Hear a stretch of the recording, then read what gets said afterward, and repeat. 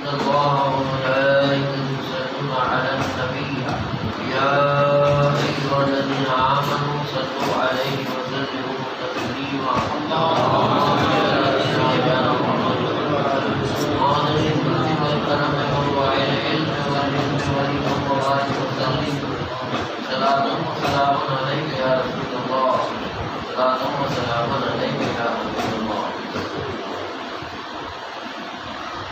محترم حضرات، آج کی عقیدے کی زیارت کی مجلس مرحومہ زرینہ بی بی کی سارے ثواب کے لیے منعقد کی گئی ہے۔ ہم سب یہاں پر دعائے مغفرت کے لیے جمع ہوئے ہیں۔ مولا تعالیٰ کی بارگاہ میں دعا ہو مولا اپنی شان رحیمی سے، اپنی شان کریمی سے اپنے پیارے حبیب ہمارے آقا و مولا حضور احمد مجتبیٰ محمد مصطفیٰ صلی اللہ علیہ وسلم کی نعرت پاک کے صدقے سے مرحومہ کی بار بار کربت کر مغفرت فرما کر انہیں جنت الفردوس کا اعلیٰ مقام عطا فرمائے۔ مختصر وقت میں بات کرنی ہے۔ اللہ رب العالمین نے ہر چیز کو بنائی ہے، پیدا کی ہے، کسی نہ کسی مقصد کے تحت بنائی ہے۔ بغیر مقصد کے کوئی چیز اس نے نہیں بنائی، ایک تنکا بھی نہیں، ایک قطرہ بھی نہیں۔ ہمیں معلوم نہیں ہے کہ کون سی چیز کس لیے بنائی ہے، لیکن بنائی ہے کسی نہ کسی مقصد کے تحت بنائی ہے۔ اس آیت کریمہ کے اندر رب تبارک و تعالیٰ نے انسان اور جنات کو کیوں پیدا کیا، اس کا مقصد بیان کر دیا۔ وما خلقت الجن والانس الا ليعبدون، اور ہم نے جناتوں کو اور انسانوں کو اس لیے پیدا کیا ہے کہ وہ ہماری عبادت کرے، ہماری ہمارا مقصد حیات، ہمارا جیون ہے اللہ کی بندگی ہے، اس کی عبادت کے لیے پیدا کیے ہیں۔ دنیا میں ہم کو بھیجا ہے اسی لیے۔ تو مقصد کے اندر جو آدمی کامیاب ہوا وہ کامیاب، اور اپنے مقصد میں ناکامیاب ہوا وہ ناکامیاب۔ ہمیں سوچنا چاہیے، غور کرنا چاہیے، فکر کرنی چاہیے کہ اللہ تعالیٰ نے جب ہمیں عبادت کے لیے پیدا کیا ہے تو ہم تو عبادت سے کہیں دور چلے گئے، اپنے مقصد سے دور ہیں۔ اور جو چیز جس مقصد کے لیے بنائی جاتی ہے وہ اپنے مقصد میں کام نہیں کرتی تو وہ بیکار ہو جاتی ہے، کام کی نہیں رہتی۔ کوشش کی جاتی ہے اس کو ٹھیک کرنے کی، اس کی اصلاح کرنے کی، پھر بھی ٹھیک نہیں ہوتی تو اس کو بھنگار میں ڈال دی جاتی ہے۔ مثال کے طور پر لائٹ کے پنکھے چل رہے ہیں، ہم کو ہوا دے رہے، 3000 کا پنکھا لگا دو کہ 4000 کا پنکھا لگا دو، لائٹ بھی ہو لیکن چلے نہیں گا۔ آپ اتارو گے، کسی نہ کسی ٹیکنیشین کو بتاؤ گے کہ اس میں کیا ہے، اگر تھوڑی سی تکلیف ہوگی تو پھر ریپیئر ہو کے آ جائے گا، سدھر جائے گا، کام کرنے لگے گا۔ لیکن بار بار بگڑتا ہے، بار بار بگڑتا ہے، پھر آخرکار فائر مین نے، الیکٹریشین نے یہ کہہ دیا کہ یہ پنکھا چلنے والا نہیں ہے، اسے بھنگار میں ڈال دو، اسے بھنگار میں ڈال دو۔ بزرگوں اور دوستوں، رب تبارک و تعالیٰ نے کہہ دیا ہے جناتو انسانوں، تم کو میں نے میری عبادت کے لیے پیدا کیے ہیں، اور یہ عبادت آپ نے نہیں کی میری، تو میرے پاس بھی بہت بڑا بنگال کھانا ہے، اس بنگال کھانے میں ڈال دوں گا، اور اس بنگال کھانے کا نام جہنم ہے، اس کا نام جہنم ہے۔ کچھ لوگ اعتراض کرتے ہیں کہ بھئی عبادت کرنے کے لیے پیدا کیے تو ہم یہ دنیا کے کاروبار کیسے چلائیں گے، یہ بیوی بچوں کے حق کیسے ادا کریں گے، ماں باپ کی اطاعت کیسے کریں گے، کھانے پینے کے لیے ہم کیا بندوبست کریں گے، اگر صرف عبادت میں ہی وقت گزارنا ہے تو یہ سب کیا کریں گے؟ تو میرے بزرگ اور دوستوں، ہم نے عبادت کے مقصد کو سمجھا ہی نہیں۔ عبادت کس کو کہتے ہیں؟ عبادت کس چیز کا نام ہے؟ میرے بزرگ اور دوستوں، عبادت کے 3 طریقے ہیں۔ پہلا طریقہ ہے اللہ تعالیٰ کی اطاعت کا، حقوق اللہ کے حق ادا کرنا۔ دوسرا طریقہ ہے حقوق العباد، بندوں کے حق کا ادا کرنا۔ اور تیسرا طریقہ ہے حقوق النفس، اپنی ضرورتوں کو پورا کرنے کا۔ یہ 3 طریقے سے عبادت ہوتی ہے، یہ 3 طریقے سے عبادت ہوتی ہے۔ کسی ایک عمل کا نام، کسی ایک چیز کا نام عبادت نہیں ہے۔ میرے بزرگ اور دوستوں، نماز، روزہ اور زکوٰۃ یہ اللہ کے حق ہیں، صحیح طریقے سے وقت پر اس کو ادا کرنے کا نام عبادت ہے۔ اور حقوق العباد، ایک بندے پر دوسرے بندے کا حق ہے، ایک بندے پر دوسرے بندے کا حق ہے، اس حق کو صحیح طریقے سے ادا کرنے کا نام بھی عبادت ہے۔ اور اپنی ضرورتیں پوری کرنے کے لیے حقوق النفس، اپنے نفس کا حق ادا کرنے کے لیے کام کرنا، محنت کرنا، مزدوری کرنی، کھیتی کرنی، व्यापार کرنا، یہ سب، اور پھر اپنی ضرورتیں پوری کرنی، بیوی بچوں اور ماں باپ کے حقوق ادا کرنے۔ میرے بزرگ دوستوں، تو یہ بھی عبادت ہے، یہ بھی عبادت ہے۔ بندہ محنت کرتا ہے، مزدوری کرتا ہے، حق کی کمائی لا کر اپنے بچوں کو کھلاتا ہے، بیوی کو کھلاتا ہے، ان کی پرورش کرتا ہے۔ تو رب کے پیارے رسول ہمارے آقا صلی اللہ علیہ وسلم فرماتے ہیں کہ محنت اور حق کی کمائی کرنے والا عبادت میں رہتا ہے۔ اسے یہ نہ سمجھنا کہ بیکار کی باتیں ہیں، صحیح معنی میں ہم نے عبادت کا مطلب سمجھا نہیں ہے۔ ہاں، طریقہ وہ ہونا چاہیے کہ جس طریقے کے کرنے سے کہیں حرام یا ناجائز کام نہ ہو جائے۔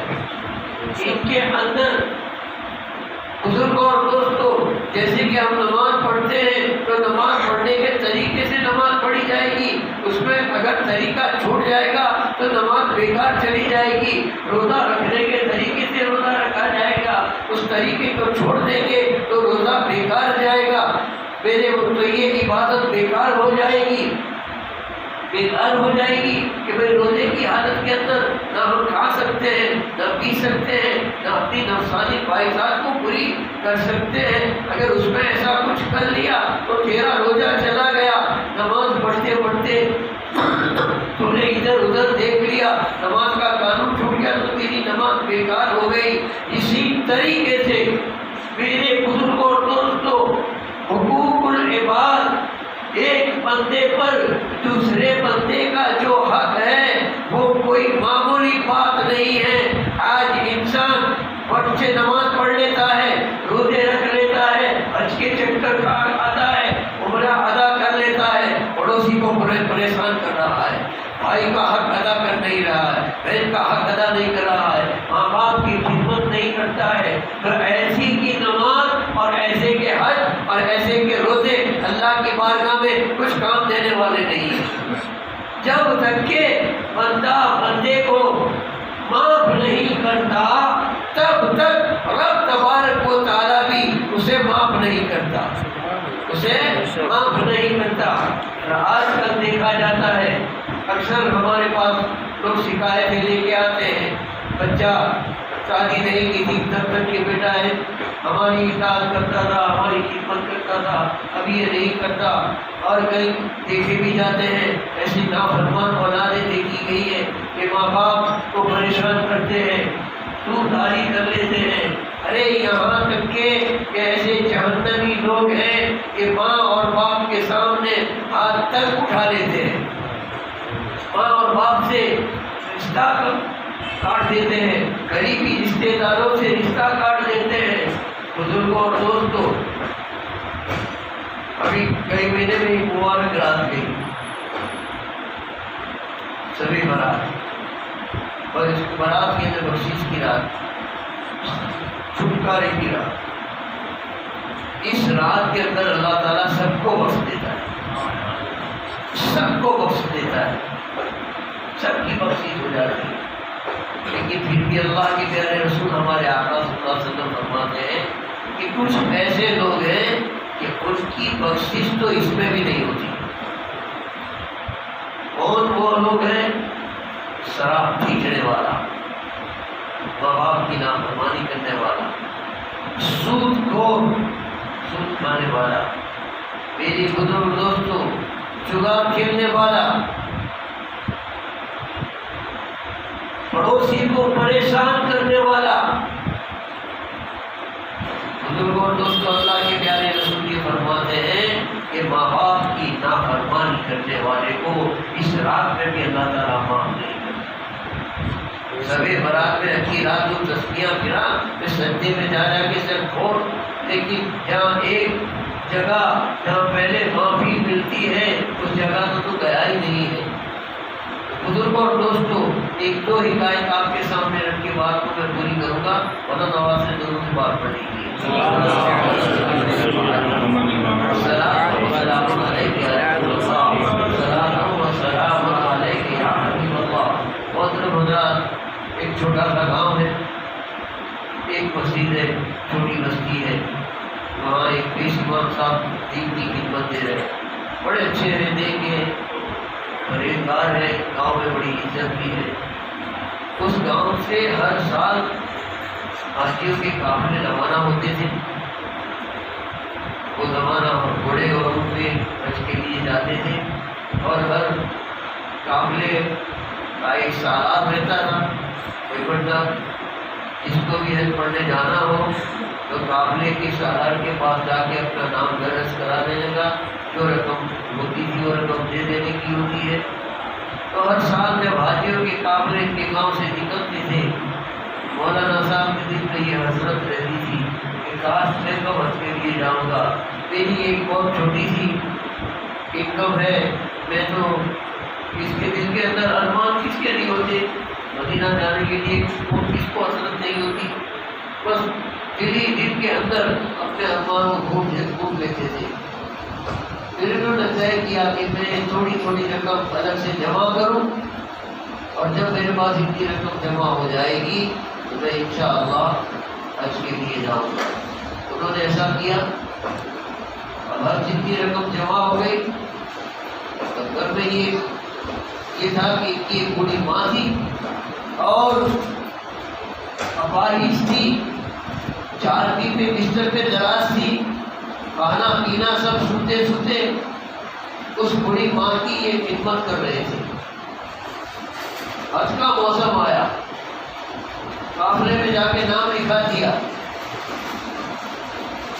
پھر ماں کے پاس گئے اور ماں کی اجازت مانگی کہ ماں میں اس سال حج کے لیے جاتا ہوں تو مجھے رجا دے۔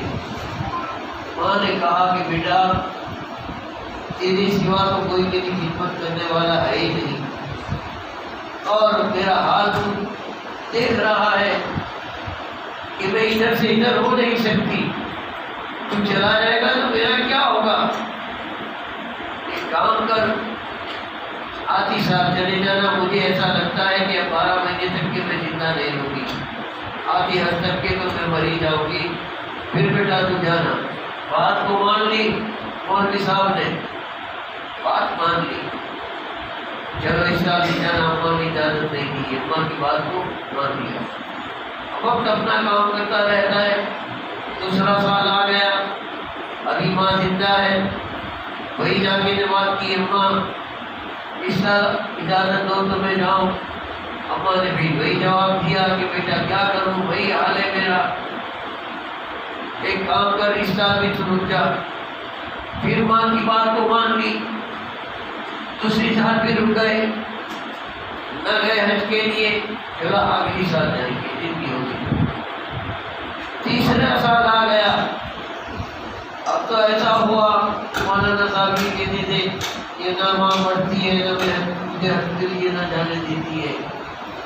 ماں کے پاس جا کے نے پھر مروزہ پیش کیا.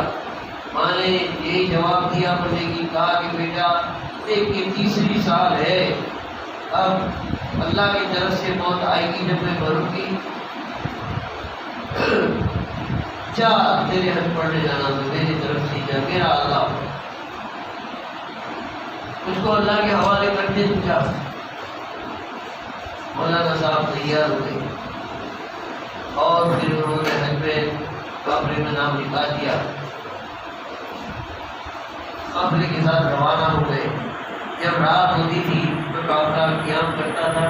ایک چھوٹا سا گاؤں تھا, وہاں آگے قیام ہوا. گاؤں میں مسجد بھی تھی, سب لوگ کبو میں تھے. انہوں نے سوچا کہ میں مسجد میں جاؤں, تہجد بھی ادا کر لوں گا, کچھ ذکر اللہ بھی کر لوں گا. اتفاق ایسا ہوا کہ اس گاؤں کے اندر اسی رات کو چوری ہوئی. گھر میں سے چور مال سامان لے کے اس کی کوٹھی باندھ کے نکلا. گھر والے جاگ گئے, پیچھے پڑے اور چلانے لگے چور ہے دیکھو ہمارا سامان چور کے جاتا ہے. پورے محلے والے جاگ گئے, سب لکڑیاں لے کے پیچھے. چور آگے اور 50-60 آدمی پیچھے پیچھے جا رہے ہیں. وہ چور جا رہا ہے, وہ چور جا رہا ہے. اب یہ گلی وہ گلی, یہ گلی وہ گلی ہو کے نکلے. نزدیک میں مسجد کا دروازہ کھلا تھا تو چور نے سوچا کہ مسجد میں گھس جاؤ.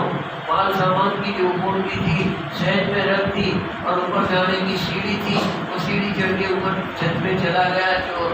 پبلک دوڑتی ہوئی آئی, کسی نے دیکھا کہ مسجد میں گھسا. مولانا صاحب یہاں تہجد پڑھ رہے تھے, وہ تہجد میں تھے. تو دیکھا ارے واہ, چور اور نمازی, اصل چور تو اوپر چلا گیا. کسی نے کہا دیکھو نماز کی حالت میں مت مارنا, دیکھو کوٹھی یہاں پڑی ہے, مال سامان یہاں رکھ کے نماز کو کیا رکھ دیا ہے. بھائی نماز سے بھاری ہوئے جب پکڑے اور جو ان کی بے عزتی ہوئی ہے پکڑ کے جب وہ ہوئی تھی قاضی کے پاس لے گئے عدالت میں. قاضی صاحب کے سامنے پیش کر دیے گئے. قاضی صاحب نے پوچھا کہ بھائی کوئی گواہ ہے, یہی چور تھے. ساروں نے کہا ہم نے دیکھا سامان لے کے نکلا, یہ ہمارا مال سامان ہے اور یہ آگے آگے دوڑ رہے تھے, ہم پیچھے پیچھے آ رہے تھے, ہاں یہی چور ہے. اب مولوی صاحب کے بولنے کا کوئی موقع تھا ہی نہیں, جواب دینے کے لیے کوئی ان کے پاس جواب ہی نہیں تھا. مولوی صاحب نے حکم دے دیا کہ ان کے دونوں ہاتھ کاٹے جائیں گے. ان کے دونوں ہاتھ کاٹے جائیں, یہ چور ہے شریعت کے قانون کے مطابق. حکم ہو گیا ہاتھ کاٹنے کا.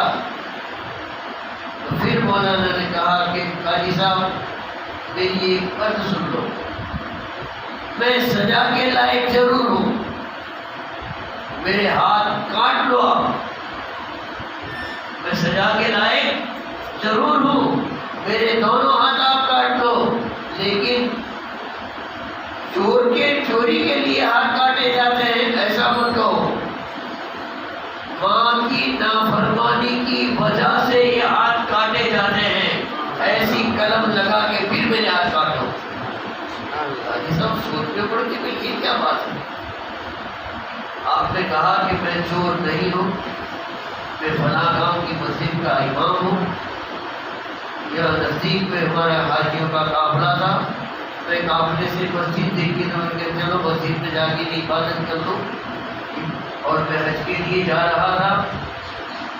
لیکن وہ گاؤں میں میری ماں ہے, وہ بوڑھی ہے, بستر پہ دراز ہے, 3 سال سے اس کی اجازت دیتا تھا, 2 سال اس نے اجازت نہیں دی, اس سال اس نے اجازت دے دی ہے.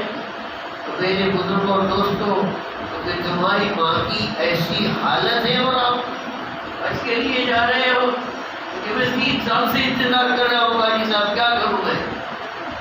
تو قاضی صاحب نے کہا چلو اب تم عالم ہو، ایک قوم کے امام ہو، تمہارے ہاتھ نہیں کاٹتا، لیکن تم کو میں دوسری سزا ضرور کرتا ہوں۔ دوسری سزا میری طرف سے یہ ہے کہ جب تک کہ تمہاری ماں زندہ رہے تب تک کہ حج کے لیے مت جانا، تب تک کہ حج کے لیے ارادہ بھی مت کرنا، واپس چلے جاؤ اور ماں کی خدمت کرو، اور وہ زندہ ہے تب تک کہ اس کی خدمت کرتے رہو، یہی تمہاری حج ہے، یہی تمہاری حج ہے۔ پھر حج کے لیے جانا۔ میرے بزرگوں اور دوستوں، ماں کی دعا سے کیا نہیں ہوتا؟ ارے ماں کی دعا نے تو اولاد کو ولی بنا دیا ہے۔ ولایت کے درجے پہ پہنچنا ہو تو ماں کے قدم چومو، تمہاری جنت ہمارے آقا فرماتے ہیں کہ ان کے قدموں میں ہے، تیری جنت تیری ماں کے قدموں میں ہے۔ پھر گھر جا کے نہ دیکھتے نہیں کہ ماں تیرا کون بتا رہے، بابا کہتے تھے کہ کون کے لیے جنت ہے، اس کا تلیا جا کے نہ چیک نہ کرتے۔ سمجھو حدیث کو آقا صلی اللہ علیہ وسلم کی۔ اور ایک جنہ نے ایسا کرا تھا کہ بابا کہتے کہ مانا بھگنا تلیا ہٹے جنت سے، ماں تمہیں کون بتائے تھے؟ آقا صلی اللہ علیہ وسلم ہر وقت حکمت بڑی بات کہتے تھے۔ اس میں یہ حکمت ہے کہ جنت کب ملتی ہے؟ اطاعت سے، فرما برداری سے، خدمت سے۔ تو ان کی اطاعت کر، فرما برداری کر، اس کا بدلہ جنت ہی ہے۔ تیری ماں کے قدموں میں جنت ہے، اور تیرا باپ جنت کا دروازہ ہے۔ ماں کی دعائیں دی، اللہ تعالیٰ نے جنت دی، اور دروازے کو تو لاک لگا ہوا ہے، کیونکہ باپ ناراض ہے، باپ ناراض ہے، باپ کو راضی نہ کیا تو میرے بزرگ دوستوں جنت کے دروازے تک پہنچے گا، لیکن اندر داخل نہیں ہو سکے گا، اندر داخل نہیں ہو سکے گا۔ درود پاک پڑھیے صلی اللہ علیہ وسلم۔ سلام و سلام علیک یا حبیب اللہ۔ آج کل ہمارے معاشرے میں لوگوں کے حق مارے جاتے ہیں، مسجدیں سجائی جاتی ہیں، سماجی بنتے جاتے ہیں، بڑی اچھی بات ہے، لیکن حقوق العباد میں ہماری قوم اتنی پیچھے ہے۔ بھائی بھائی کا دشمن بنا ہوا ہے، چھوٹے چھوٹے دستاویز بن رہے ہیں، چھوٹے چھوٹے سوگند نامے بن رہے ہیں، دنیا کے پیچھے کیا کیا لوگ پڑے ہوئے ہیں، اور پھر حج کو بھی جاتے ہیں، عمرہ کو بھی جاتے ہیں۔ ارے اس سے پہچانے سے پہلے اللہ کے پیارے رسول فرماتے ہیں کہ جو تجھ سے ناراض ہو اس کو راضی کر لے، اس سے جا کے معافی مانگ لے، اس سے جا کر معافی مانگ لے۔ کیوں کہ جب بندے کا حق باقی رکھ کے جاؤ گے تو رب تبارک و تعالیٰ کہے گا کہ میرا حق بعد میں قبول کروں گا، تیری حج بعد میں قبول کروں گا۔ فلاں کو تو ناراض کر کے آیا ہے، اس کا دل ناراض کر کے آیا ہے۔ بزرگوں اور دوستوں، مقصد حیات ہمارا زندگی کا جیون ہے، عبادت ہے، تو عبادت صرف نماز نہیں، نماز عبادت ہے، روزہ عبادت ہے، حج عبادت ہے، زکوٰۃ عبادت ہے۔ ارے بچوں کی پرورش صحیح طریقے سے کر لینا، ان کو محبت سے بڑے کر لینا، بزرگوں اور دوستوں یہ بھی تو عبادت ہے، یہ بھی تو بندگی ہے۔ ہمارے خواجہ ہند کے راجا عطائے رسول خواجہ بارگاہ فرماتے ہیں کہ 5 چیزیں ایسی ہے، 5 چیزیں ایسی ہے جسے دیکھنا عبادت ہے، جسے دیکھنا عبادت ہے، کوئی عمل نہیں کرنے کا، 1 روپیہ خرچ نہیں کرنے کا۔ پوچھا کسی مرید نے کلو مسجد کو 5 چیزیں کون سی ہے، آپ اپنی کتابیں لکھتے ہیں۔ غریب نواز فرماتے ہیں کہ کعبۃ اللہ کو دیکھنا عبادت ہے۔ طواف تو عبادت ہے ہی، لیکن اسے دیکھتے رہو، دیکھتے رہو، دیکھتے رہو، دیکھنا بھی عبادت ہے۔ اور دوسرا کلام مزید فرقان حمید، اللہ کی مقدس کتاب پڑھنا تو ثواب ہے، پڑھنا تو عبادت ہے، ایک حروف کا درجے میں نیکی اللہ نے وعدہ کیا ہے، لیکن اسے دیکھنا بھی عبادت ہے۔ قرآن کو دیکھنا بھی عبادت ہے۔ تیسری بات، ماں باپ کے چہرے کو محبت سے دیکھنا۔ ماں باپ کے چہرے کو محبت سے دیکھنا عبادت ہے۔ میرے بزرگوں اور دوستوں، ہمارا حال یہ ہے، کہیں آتے ہیں ہمارے پاس، بابا ہماری تکلیف لڑی پڑے گی، ان کے کیا ہے، بیٹی کی شادی کرتا ہوں اور ماں نے باپ میرے ساتھ بولتے نہیں ہیں، میرے اور آنے کے نام آنے کا نام کہتے ہیں۔ ارے کم نصیب،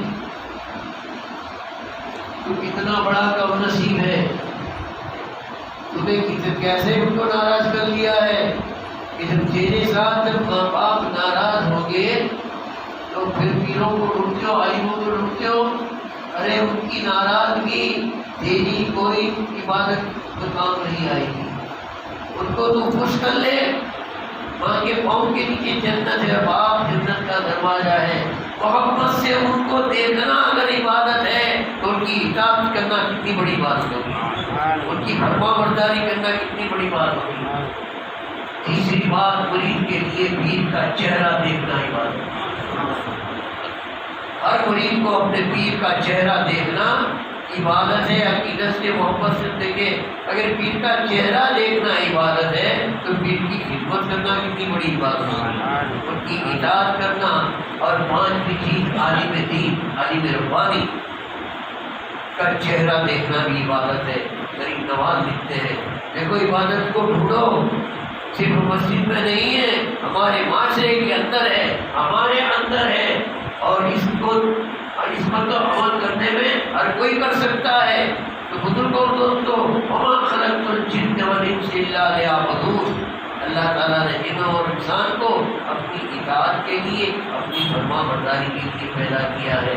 اللہ تبارک و تعالیٰ مجھے ہم سب کو سچی اور اچھی بات سمجھنے کی توفیق عطا فرمائے اور عمل کرنے کی توفیق عطا فرمائے، اور دعا کریں کہ وہ اللہ تعالیٰ آج کی محفل کا ثواب، یعنی جتنی بھی بات کلام پاک پڑھا گیا، درست شریف پڑھا گیا، کلمہ شریف پڑھا گیا، جو بھی نظر و نیت پیش کیجیے، اس کا ثواب اے مولا تیری محبوب کی تعلیم پاک کے صدقے میں، سیدنا سرکار غوث اعظم کے صدقے میں، سیدنا سرکار خواجہ معین الدین چشتی کے صدقے میں، سیدنا سرکار سلطان حاجی رحمۃ اللہ علیہ کے صدقے میں، مرحوم زمینہ بی بی کے نام اعمال میں درج فرما کر، مرحوم کی بات مغفرت فرما کر، میرے جنت الفردوس میں اعلیٰ مقام عطا فرما۔